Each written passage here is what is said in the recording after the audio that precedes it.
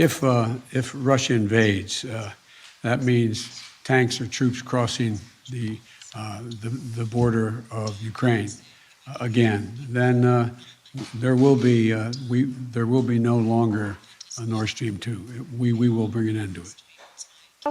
How will you do that exactly, since the project and control of the project is within Germany's control? We will. I promise you, we'll be able to do it. Will you commit today to turning off and pulling the plug on Nord Stream 2? You didn't mention it. You haven't mentioned it. As I already said, we are acting together. We are absolutely united, and we will not taking different steps. We will do the same steps, and they will be very, very hard to Russia, and they should understand. Hello and welcome to the Jason Q Citizen Show. Goodness me, there is so much going on yet again, and we learned today that Seymour Hersh, Pulitzer Prize winning journalist, has reported in his very first Substack that he can point the finger at the United States of America for blowing up the Nord Stream pipeline. In further news, Jim Jordan has taken to the ex-Twitter executives on Capitol Hill, and we'll bring you coverage of that. And Vladimir Putin has once again been smeared with blowing up MH17. We'll cover that story as well. And in Australia, Karl Stefanovic has called out the booster shots, and we're going to dig a little bit deeper into all of that. And of course, as we cut our teeth on it, compare the statistics to see exactly if the health executives that are being interviewed on Channel 9 are telling us the truth, the whole truth, and nothing but the truth. So welcome aboard for this edition of the Jason Q Citizen Show. Seymour Hersh is an American investigative journalist and political writer. Hersh first gained recognition in 1969 for exposing the My Lai massacre and its cover-up during the Vietnam War, for which he received the 1970 Pulitzer Prize for international reporting. During the 1970s, Hersh covered the Watergate scandal for the New York Times and revealed the clandestine bombing of Cambodia. In 2004, he reported on the US military's mistreatment of detainees at Abu Ghraib prison. He also won 2 National Magazine Awards and 5 George Polk Awards. And in 2004, he received the very apt George Orwell Award. Hersh has accused the Obama administration of lying about the events surrounding the death of Osama bin Laden and disputed the claim that the Assad regime used chemical weapons on civilians in the Syrian civil war. Both assertions have stirred controversy. Well, another massive controversy surrounds the blowing up of the Nord Stream pipelines, and for months it's all silent. Hersh has created a media frenzy today because he's come out with his very first Substack article and accused the USA of blowing up the Nord Stream pipelines. And almost immediately, Reuters has come to the rescue. White House says blog post on Nord Stream explosion utterly false. Washington. The White House on Wednesday dismissed a post by a US investigative journalist alleging the United States was behind explosions of the Nord Stream gas pipelines as utterly false and complete fiction. Reuters has not corroborated the report, funny that, published by US investigative journalist Seymour Hersh, which said an attack was carried out last September at the direction of President Joe Biden. This is utterly false and complete fiction, said Adrienne Watson, a spokesperson for the White House National Security Council. Spokespeople for the CIA and State Department said the same. Well, if the CIA told you it was utterly false, then of course we're going to believe everything that the CIA says. And thank you to ASIO and CIA for following along with all the work that we're doing here and all 8 of my viewers. But when that pressure comes off, perhaps we'll get a larger audience. Until then, we'll just keep doing what we're doing and bringing the news to all of the people who want real news. Thanks for watching. So another well-known Substacker, and people on Substacker realize that this is a website for journalists who write a really great format, and many people like Twitter have their own anonymous types of handles. One such writer is Eugippius, That's how I'm going to pronounce it, because it's almost unpronounceable when you can see the words. However, I'm going to look at an article that he wrote to comment on Seymour Hersh's article. Seymour Hersh on the American covert sea operation to destroy the Nord Stream pipelines.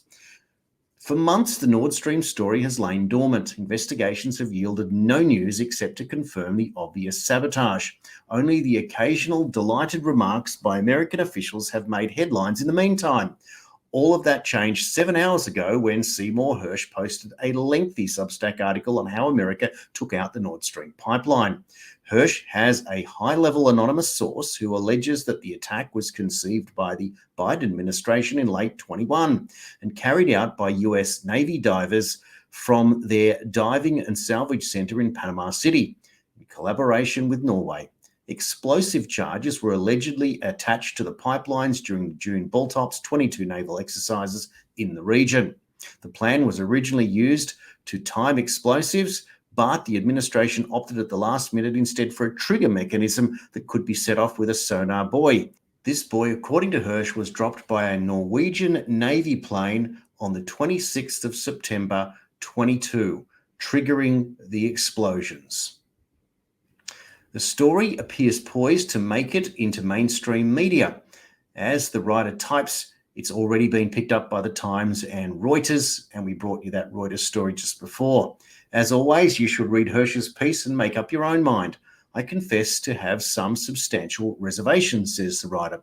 As written, the account is broadly plausible, particularly in light of the open and blunt statements of American officials, but it also seems at the very least incomplete. I'm having particular problems with this part of Hersh's reporting. The Norwegian Navy was quick to find the right spot in the shallow waters of the Baltic Sea, a few miles off Denmark's Bornholm Island. The pipelines ran more than a mile apart along a seafloor that was only 260 feet deep. That would be well within the range of the divers. The C4 attached to the pipelines would be triggered by a sonar buoy dropped by a plane on short notice, but the procedure involved the most advanced signal processing technology. On September 26, 2022, a Norwegian Navy P-8 surveillance plane made a seemingly routine flight and dropped a sonar buoy. The signal spread underwater initially to Nord Stream 2 and then on to Nord Stream 1. A few hours later, the high-powered C4 explosives were triggered and 3 of the 4 pipelines were put out of commission.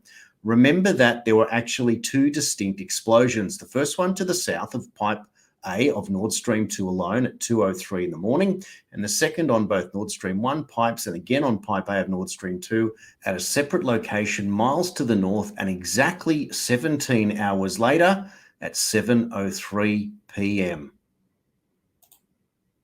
Hersh's article describing explosives laid at a location where both Nord Stream pipes ran parallel seems to be only about the second, more northerly attack.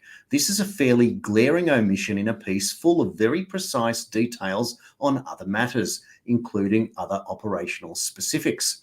I also wonder about the source's claim that Biden and Nuland, via early statements that the US would block Nord Stream 2 in the event of a Russian invasion, effectively downgraded the action from a covert operation requiring congressional oversight to a lower level, merely classified action that dispensed planners of having to seek such approval. Perhaps that's totally believable, but I need more persuading here. The avoidance of congressional oversight is a recurrent theme in the piece. It's also allegedly why US Navy divers, rather than special forces, were chosen to carry out the operation. One could argue that with these claims, Hersh's source is simply trying to make his story robust to falsification by the House and Senate leadership. Now, in an update, the story is now making it into the German press. Interesting. And here is how they're trying to downplay it. And this is really, really important. The Russian propaganda outlet, Russia Today, was one of the first to pick up the literally and politically explosive story. On Twitter, the Kremlin loyalists claim American investigative journalist and former New York Times writer Seymour Hersh has published an explosive article on who is behind the mysterious explosion that destroyed the Russian Nord Stream gas pipeline. This is an incredible story, and immediately those with the powers that be deny without doing any detailed reading or analysis of the story. And of course, they call RT propaganda. Of course they do. And we're going to address that a little bit later in the show in a separate story that just happens to come out today. And we'll ask the question, who really is using the propaganda in this trying to suppress the story? Now, another interesting point to note there in Hersh's story is the fact that he's talking whether it be a congressional oversight or a classified mission. And therefore, one would argue or perhaps question yet again, this is the Jason Q Citizen program where we question everything, whether or not that the anonymous source that Hersh is using is from a spy agency, and he's also trying to establish plausible deniability, him or herself, should they be exposed as being the source for this explosive, no pun intended, story about the Nord Stream pipeline. It certainly makes you wonder what Joe Biden was saying out loud in that press conference just a few months ago about the Nord Stream pipeline. How about we play it again? If Russia invades, that means tanks or troops crossing the border of Ukraine again. Then there will be no longer a Nord Stream 2. We will bring an end to it. How will you do that exactly, since the project and control of the project is within Germany's control? We will, I promise you, we'll be able to do it. Will you commit today to turning off and pulling the plug on Nord Stream 2? You didn't mention it, you haven't mentioned it. As I already said, we are acting together. We are absolutely united, and we will not taking different steps. We will do the same steps, and they will be very, very hard to Russia, and they should understand. And that clip from Newsweek. So we're dealing in the mainstream articles here, and straight from the horse's mouth, Biden makes it very difficult for a man who keeps classified information, has the investigations into his own behavior going on. We have the Hunter Biden laptop scandal, which we're going to get to in a moment, thanks to Jim Jordan in the Capitol today. And this is a man who promises to take it out, and then Seymour Hersh, a Pulitzer Prize winning journalist, comes out and directly accuses Biden and the United States of the sabotage of the Nord Stream pipeline. Do you feel it's getting hot? I know I do.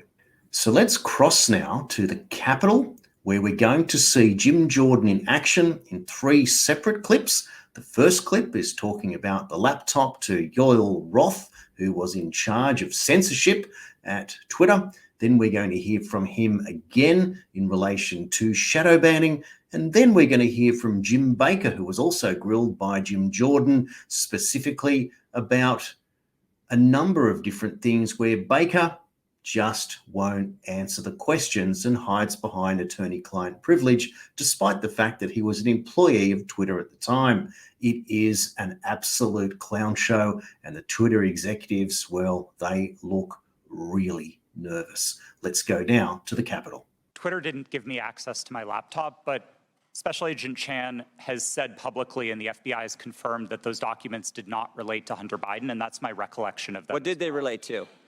My interactions with Agent Chan and with the FBI almost entirely focused on what the FBI called malign foreign interference, things like Russian troll farms and Iranian involvement in the elections, not on any type of domestic Any of the activity. information on there classified? No, sir, I do not hold a security clearance, and so I would not have received any classified information. Who does hold a security clearance? I'll just go to the second email here. I'm just curious about this. What I propose is that 30 days out from the election, this is another email to you from Mr. Chan. 30 days, we get temporary clearances. You pick who they are. Who were the people at Twitter who had a security clearance? To be honest, sir, I'm not sure, and we never ultimately followed through on this plan to get temporary clearances. Did anyone at Twitter have a security clearance? It's my understanding that at least some current or former employees did hold clearances, but I wasn't certain about that. Ms. Gaddy, do you know if anyone took up Mr. Chan's offer to hand out security clearances 30 days before the 2020 election? Not that I'm aware. So we don't know how many people had security clearances. Twitter, do we know? Mr. Baker, Mr. Gaddy, Ms. Gaddy, anyone know how many people on Twitter had a security clearance in the 30 days prior to the election? I don't know the answer to that question, Ms. sir. Gaddy? I do not know. Mr. Roth, you don't know? No, sir. Well, how about the last one? Ms. Navaroli, do you know? No. I mean, it seemed like the offer was to sort of just hand them out like candy. I just wondered who had them. No one knows? Okay. So the FBI didn't tell you that it was fake, didn't tell you that it was hacked. And Mr. Roth, did the story violate your policies? In my judgment at the time, no, it did not. Yeah, that's what you said. Said what I would propose, is you said it isn't clearly a violation of our hack materials policy, nor is it clearly a violation of anything else. So I think what a lot of people are wondering is if it didn't violate your policies and they didn't tell you it was fake, didn't tell you it was hacked, why'd you take it down?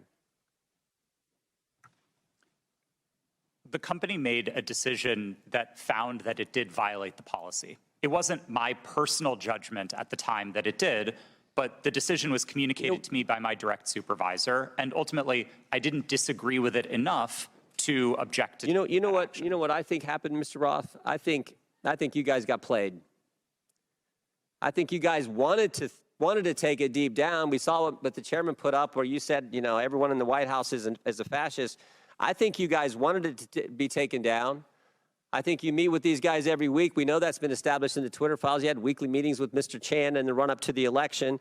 They send you all kinds of emails. They send you documents on the super secret James Bond teleporter. You get information on that. I think you guys wanted to take it down. I think you guys got played by the FBI. And that's the scary part. Because we had 50, this to me is the real takeaway. 51 former intelligence officials 5 days after you guys take down the Hunter Biden story and block the New York Post account. 5 days later, 51 former intel officials send a letter and they say, the Hunter Biden story has all the classic earmarks of a Russian information operation. The information operation was run on you guys, and then by extension run on the American people. And that's the concern. And to Mr. Raskin's point that you guys aren't bound by the First Amendment because you're a private company, okay, maybe so. But your terms of service don't have to comply with the First Amendment. Would that be right, Mr. Roth? They don't have to. You've said that as much in your testimony. My understanding of the First Amendment is that it protects people and businesses from government, not forms how the... In your terms of service. So here's what I want to know. Is this a violation of the First Amendment when the government, Mr. Chan, again, sending you an email saying, we think these accounts need to be looked at because they violate your terms of service? That's a different standard. So you got the government saying your terms of service, which don't have to comply with the First Amendment, but the government saying we don't think these accounts comply with your terms of service, please take them down. You see a problem there, Mr. Roth? Mr. Chairman, I'm seeing a flashing red light. I'm happy to answer the question.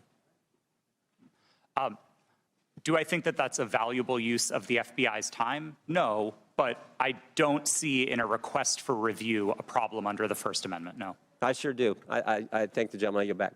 Truly extraordinary, and the look on Roth's face there is just one of absolute fear. These people know that they have been caught and caught out, and what we're witnessing now is how it is that you deflect when you've had all the power in the world and all the resources and all the encouragement behind, and you are now there to face the music of Jim Jordan. How about we cross now back and see exactly what happened when Jordan asked the same person, Yoel Roth, about shadow banning and the term that they used at Twitter. Mr. Roth, was there ever any visibility filtering that was hard-coded by Twitter employees into accounts of specific users?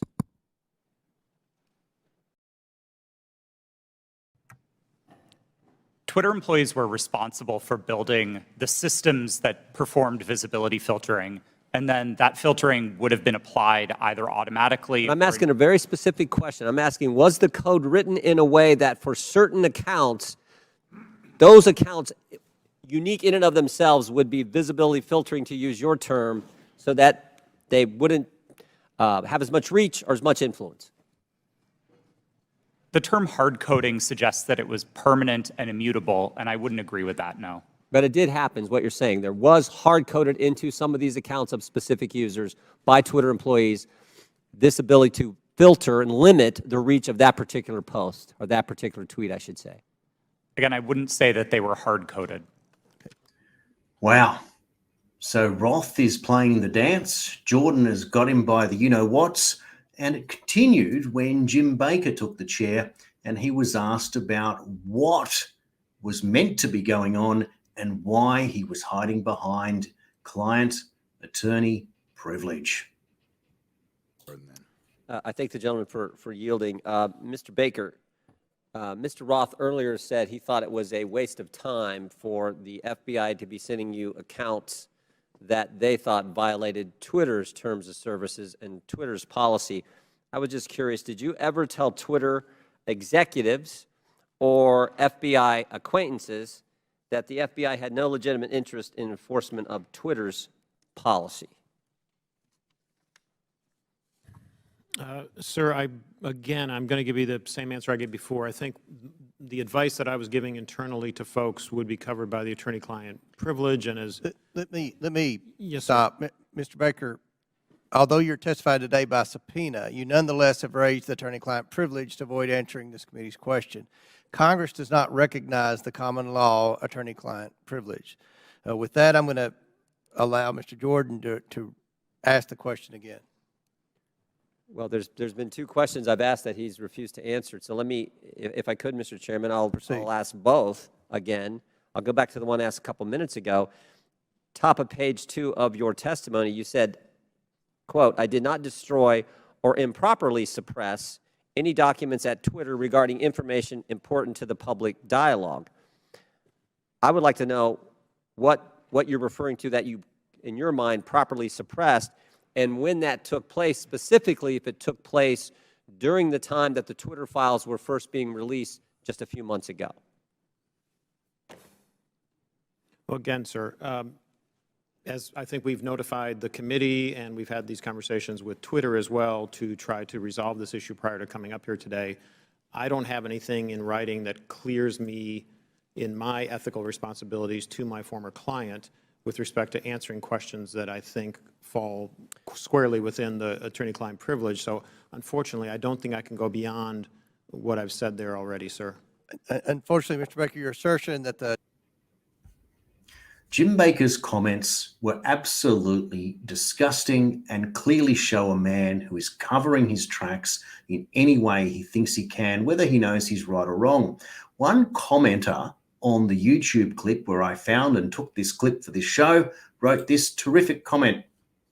"Baker's assertion of attorney-client privilege is insane. Baker was an employee of Twitter, not outside counsel hired to represent Twitter.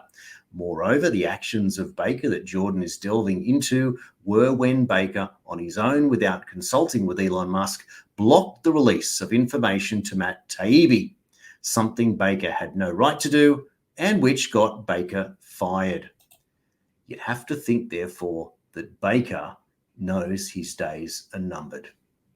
So it's been made abundantly clear that Russiagate was a hoax. Russia had no involvement in the 2016 or 2020 election, but that didn't stop the agents at the FBI and the government from pushing forward with these claims. They simply don't let go. The media was all in as well. So now when we find out that the USA has been accused of blowing up Russia's Nord Stream pipeline by none other than a Pulitzer Prize winning journalist, Seymour Hersh, and then we see that the Twitter executives are being grilled for also manipulating public discourse and trust and being manipulated through Twitter as the village sounding box, well, what else would you do but you'd go after Vladimir Putin, wouldn't you? So here we have today appearing on 7 News, a probe into down flight MH17 ends with indications that Russian President Vladimir Putin played a role. Not proof, not evidence, but indications.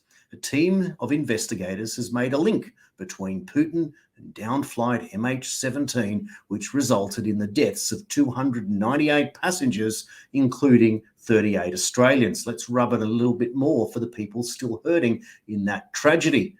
But without evidence, who are you going to charge? So international prosecutors say they have found strong indications, well, it's just been improved, that Russian President Vladimir Putin approved the use in Ukraine of a Russian missile system that shot down Malaysia Airlines Flight 17 over eastern Ukraine in 2014. However, they say evidence of Putin's and other Russian officials' involvement was not concrete enough to lead to a criminal conviction. and that they would end their probe without further prosecutions. Russia has denied any involvement with the downing of civilian airliner, which killed 298 passengers and crew, including 38 Australian residents and citizens. And just a reminder of what we were talking about when Seymour Hersh's article came out. From the article from Eusebius, he quoted that Russian propaganda outlet Russia Today was one of the first to pick up the literally and politically explosive story on Twitter, the Kremlin loyalists claimed. The Russian propaganda outlet Russia Today, just for picking up the story about the Nord Stream pipeline and the US having their fingerprints all over it, and Biden telling us that he was going to do it. But of course, none of that is propaganda, but Russia and these investigators are now being blamed yet again for MH17's crash based on strong indications.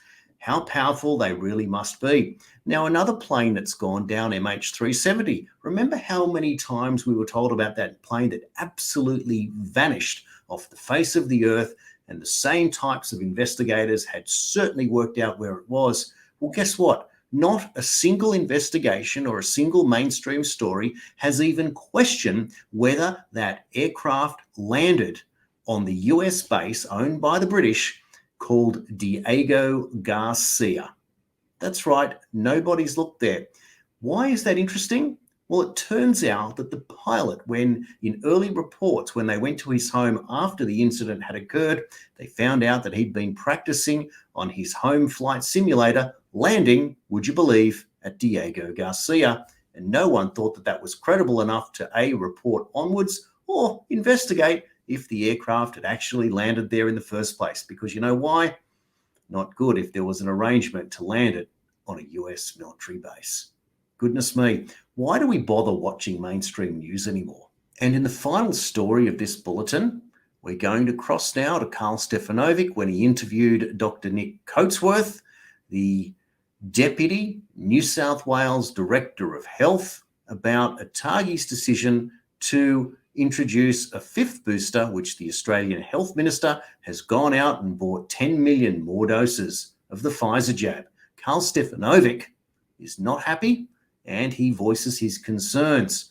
Coatsworth has all the answers, but does he? Watch the clip closely. Morning. Adults across the country are today eligible for a fifth COVID booster shot. The recommendation is for those who have not had a booster shot in the past 6 months or a COVID infection. Let's bring in today medical expert Dr Nick Coatsworth. Doc, good morning to you. Another jab, is it necessary? Well, Carl, the language is really important from ATAGI here. They've said that adults are eligible for a fifth dose. Note that they haven't recommended the fifth dose, and that's really important. The recommendation is for adults over the age of 65 and those with really severe medical conditions that put people at risk of COVID. And given that only 4 out of 10 Australians have had the fourth dose, I think you can probably bet that the number getting the fifth will be less. As you know, I'm not a glowing ambassador for more than 2 shots. I've just decided that I've had COVID a couple of times and I'm done with the vaccines. There's a big chunk of Australia that is done with it, and there's another chunk that is happy to keep having them. Is it capable of fighting new strains, this vaccine? Well, let's understand the science, which is if you get a fifth dose, your protection against severe disease is enhanced for around about 8 to 12 weeks. And then it returns to what it was after the fourth dose or the third dose. So it's very transient protection, Carl. It's not increased protection for life. And that's the problem with these boosters. And of course, eventually, we're going to have to stop with these recommendations for ongoing boosters. I'm cognizant of also people in my life who are over the age of 60. Who are still incredibly nervous about getting COVID. That's such a problem. That's such a problem, Carl, because they needn't be. If you're a relatively healthy, over 60-year-old, and you're living at home and you're independent and you've had your doses of vaccine, then the likelihood of you going to hospital with COVID is extraordinarily small, and I don't think we've communicated that well. And the health department's still going out and saying, oh, you all need to be worried. Yeah, they're frightened. And they don't need to be worried. My patients don't need to be worried because most of them don't have the severe medical conditions that warrant that. The other thing that I'm concerned about is that if I have another dose, that I may get complications. I've seen all these reports on the internet about fit and healthy people just dropping down with heart issues, and it's still not obviously established yet whether or not the vaccine caused some of these heart issues. But that's a worry for me, more so than getting COVID. Well, with respect to your age, Carl, I think the real worry for myocarditis and pericarditis is adolescent boys, and that's why ATAGI's come out and said no more booster doses for people under the age of 18. So they are taking into account those complications. I don't think there's hundreds and thousands of sudden cardiac deaths that are being swept under the carpet. I don't know. Yes, we do know that because I think the TGA is doing a good job. You know, no regulatory agency is perfect, but there's not tens of thousands of people who are suffering complications that we don't know about. This is a safe vaccine. There are complications, but we know what they are. Doc, always good to talk to you. Let us know Carl. how you feel about that at home as well. Do you trust Nick Coatsworth, or do you trust the fact that Carl Stefanovic has finally, after 3 years, started to ask some questions? Now, Carl is a very well-known Australian. He was good mates with Shane Warne, and clearly that really grates on him. There were reports very early on in the death of Warne that there was blood all over the hotel room where he was found dead, and one wonders exactly what had happened in that situation, and it was never, ever, ever brought out. And it's these cover-ups that make people want to know more. And the fact that you ask the questions, again, this is the cue for asking questions, then all you do is you get censored. And if you want to operate in absolutes, then you better be absolutely right, Coatsworth. And the fact that you're backing down and backpedaling at this point shows us that you're not to be trusted. And Carl Stefanovic is closer to the truth than Coatsworth ever was. And for the record, let's have a look where we are right now. In Australia today, 33,445 current cases of COVID. 99.9% of those people are in a mild condition, with 50 in ICU. That means that 1 in 1,000 people is in danger. You have to ask yourself, are you in the top 999 out of 1,000 of all Australians for health, given your health status, your weight, any comorbidities, and any other reasons? And if you want to look at the total numbers today, 11,279,459 reported cases, and there'll be many, many more that didn't bother reporting. And out of those, 11,260,631 recovered or discharged, and 18,828 deaths. Quite extraordinary. And there are the numbers right there. 11.3 million cases, 18,000 deaths, 99.8% survival rate. Well, this has been another edition of the Jason Q Citizen Show, bringing you the news and asking the very, very big questions. Is Biden and the US responsible for the Nord Stream crash? Were the Twitter executives played by the FBI or in cahoots, breaching the First Amendment or having it breached for them and influencing the outcome of an election and the removal of a duly elected president? And is Carl Stefanovic right? Or is Nick Coatsworth the one that's telling us all the right actions despite a 99.9 or 99.8% survival rate, and now a 5th jab and 10 million more doses brought out for 8 or 12 weeks of potential coverage? We saw the New South Wales stats there. The people who were most jabbed were the ones that were filling up most of the statistics for deaths.